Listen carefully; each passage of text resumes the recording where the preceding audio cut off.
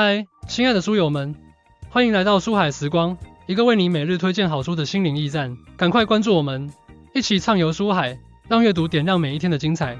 我们经常提到职场情商，我们也经常见到职场高手，那种可以摆平各方面关系，把事情做得漂漂亮亮，把话说得滴水不漏的人，是我们一直追赶的目标和努力的方向。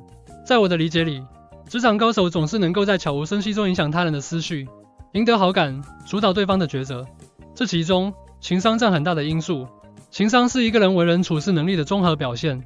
实话实说，情商确实很难修炼，因为一个人的情商深藏在他的性格里，而性格是最难改变的。俗话说江山易改，秉性难移，所以想拥有很高的职场情商确实很难。但是，这并不代表我们不能提升自己的为人处事能力，只要能够运用好一些职场智慧，我们也能做到无限接近职场高手的水平。因为工作的关系，我经常和体制内的人打交道。其中一个办公室主任给我留下了深刻的印象。这个人是我10几年闯荡职场见到的人中，职场情商至少能排进前3的人。这位办公室主任最大的特点有3个，分别是收放自如、换位自如、选择自如。其中收放自如是说，需要严谨的时候，他比谁都认真，工作中任何细节都记在心中。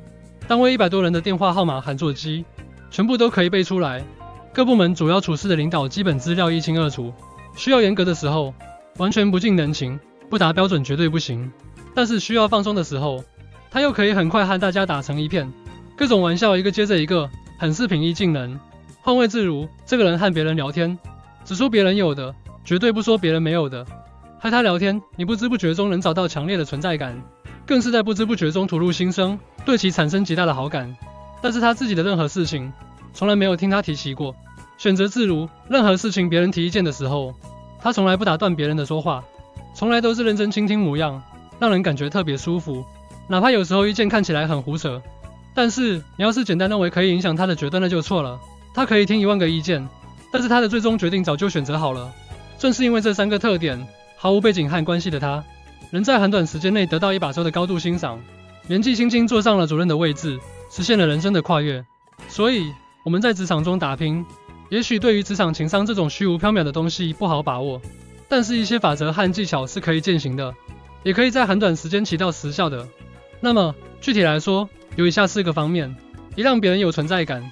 民间俗话说伸手不打笑脸人，职场人要注意讲话艺术，多说说别人有的，不说别人没有的，让对方有存在感。这可不是跪舔赢得对方好感，一方面也许可以为自己带来现实的利益，比如合同和项目，甚至是引荐；另一方面，哪怕你不喜欢这个人，正面相对除了给自己树敌，也没有什么好处。有人说，对人虽然不好，但是自己很爽啊。尤其是那些看着不爽的同事，实际上是错的，实在接近不了就不理。在当前职场竞争那么激烈的情况下，如果你没有捧着铁饭碗，轻易树敌绝不是明智之举。要懂得礼尚往来，记住，无论是谁帮你的忙，都要记得感谢。小是小感谢，大是大感谢。不要怕麻烦，更不要觉得对方不需要。长期的感情就是在你麻烦我，我麻烦你中建立的。不懂礼尚往来的人，是很难在职场中长期生存的。时间长了，你连躺平的资格都没有。你可以不屑，但这就是职场现实。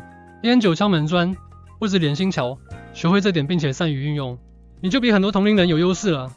3、学会装糊涂。